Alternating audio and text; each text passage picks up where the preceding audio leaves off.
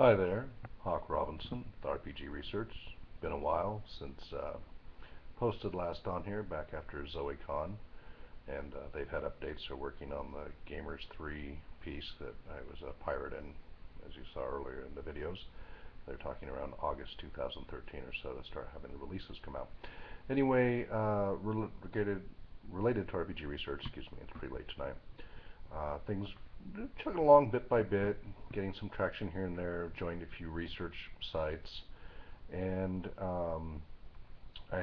these are not exactly RPG research groups, but I've put together some gaming groups to start getting the flow going of bringing strangers together and arranging a role-playing game, and been using meetup.com to try that, and I have a group I'm starting tomorrow, actually later today. Right now it's almost 2:30 in the morning, Tuesday morning. But late tonight we're meeting at Merlin's, and a whole new group of 6 strangers never met before except through meetup.com to arrange a token-based D20 campaign. We'll see how that unfolds. We'll meet at Merlin's first, do some characters, and then see about then meeting at the offices. And then there's some other groups I'm looking at, and then also the World of Beru has been continuing. This is the online campaign using Google Plus's Hangout. 2 of the participants are over in Seattle, and then there's myself here, and then 1 participant who goes back and forth between Spokane and Seattle, so she sometimes has to be online over there and sometimes she doesn't when she's here. And then my son is also involved as well. And we just had our 6th game session there since Thanksgiving.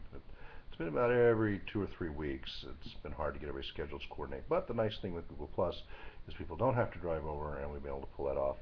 We did have a player die in this last session we just played last night. But he went out with a blaze of glory and was very much in line with the personality of his character. And he said he didn't have any bad feelings about it and thought it was great. And he was working on a new character. He was playing an wood elven ranger who had a severe hatred of humans. He was a downright racist, and wouldn't take healing from humans. So there were human healers in the party. Wouldn't take healing from them because they were human, and that eventually ended up costing him his life in a combat situation. He played it very well. The 2 fellows over in Seattle are both by profession improvisational comics, so it has made the game quite interesting. It's been a lot of fun doing that. So next session there will probably be around the beginning of March. We have this D20 called AYA RPG D20. It's 3.5 Dungeons & Dragons, but it's a system I've been working on since about 2005, modifying Dungeons & Dragons 3.5 edition to better fit Middle-earth. It overhauls the races and cultures, and the magic system, and a few other tweaks like for herbs and all those things from the old MERP system. For the most part, it just uses the core rules, other than the magic overhaul and the races and cultures overhaul. That's AYA, that's EARPG.com, and then of course there's the AYA RPG system that's completely different than D20. But this group starting tonight will be just the D20, and this will be well, each convention people have used it, but as far as my own group, I think this will be the 4th group that will be helping play test the system and debug it further. It's coming along nicely. And then I think March 1st, we start a Tor role-playing gaming group. That's the Cubicle 7, the One Ring role-playing game system. It's the current authorized Tolkien gaming system. And that's about it right now for that, but I am hoping to have a group meeting at my offices by March and get the routine down for that for the RPG research offices before I actually start bringing in people to fill out questionnaires. So this will just be kind of a dry run using an actual gaming group, but I won't be doing the usual rigorous questionnaires and such. I will have some demographics information gathered from them. We have 1 female who's 19, and then a bunch of males around different ranges. The ratio seems to hold. We have 1 female gamer in the World of Beru group. We're going to have a different 1 female gamer in the AYA D20, and then we will probably have a female gamer in the tour group, just one. That's that ratio. Just, I mean, it's better than none, but it'd be nice if things were a little more even in relation to the population. And let's see, anything else? Oh, yes, of course, how could I forget? I started work and hope to have done by the end of March, I mean a draft, not finished, but the role-playing gaming therapeutic recreation handbook of practice. I'm currently in a class at EWU, Eastern Washington University, one of my therapeutic recreation courses, and it's therapeutic recreation for people with disabilities. And we're going through, from one end to the other, a therapeutic recreation handbook of practice, which was first published in 2006 and revised in 2010. And this is to hopefully become an established industry standard of how you work with the World Health Organization, the WHO, World Health Organization's ICF codes, which establish functionality for different disabilities. So what their cognitive level is at, how much dependence they have, and what they can actually do, what their physical impairments may be. And then from that you're able to work on developing recreational activities that are in line with their limitations and strengths and weaknesses and such. So as we've gone through that, I've taken an automatic focus on, okay, if the recreational activity was either tabletop role-playing gaming, live action role-playing gaming, or computer-based role-playing gaming, what would be the modifications necessary for different ICF codes as we go through them to engage in that activity? So for example, at first blush, when I was first starting it, we were covering, and this is actually the area I'll be covering more on, traumatic brain injury. And let's say somebody's in a coma, but they're slowly starting to come out of it, but they're minimal interaction.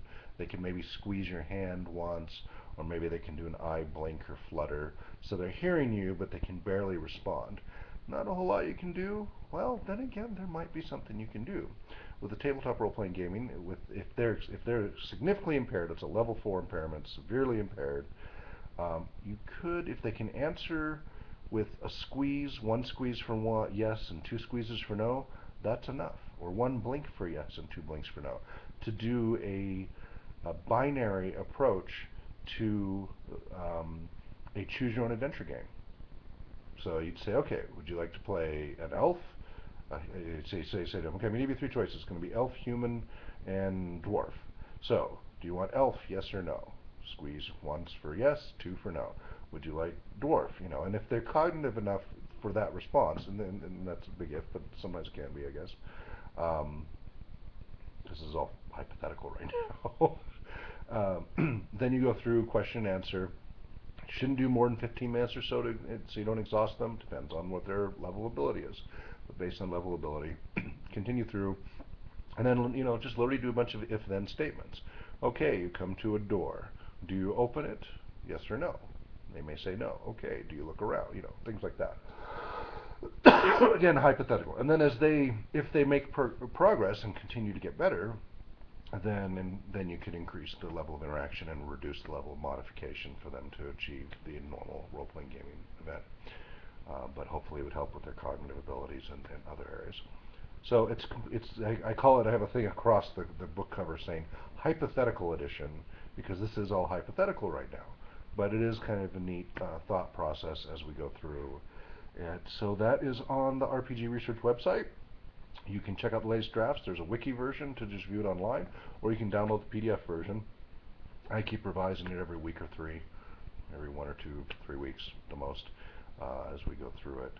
And I look forward to feedback, especially from any of those who are role-playing gamers who happen to work in any of the therapeutic fields, whether you're a nurse, nurse's aide, recreation therapist, occupational therapist, physical therapist, cognitive therapist, behavioral therapist, speech therapist, any of them, if you're in any of those care areas, and you think that role-playing gaming, tabletop, live action, or computer-based might be of some value for your clients, I would love for some feedback and take a look at these hypothetical statements and see if you think they're way off base, might have some potential, or need some tweaking. Really would appreciate that. This has a whole lot of potential. And maybe down the road, if I get enough feedback and we start to get to apply it, maybe we can actually turn this into a community-developed handbook that could eventually become published and available for people to use as needed. Never know. Might be beyond the pale of reality, or the realm of reality, but thinking it might work. So I look forward to your comments. Thank you.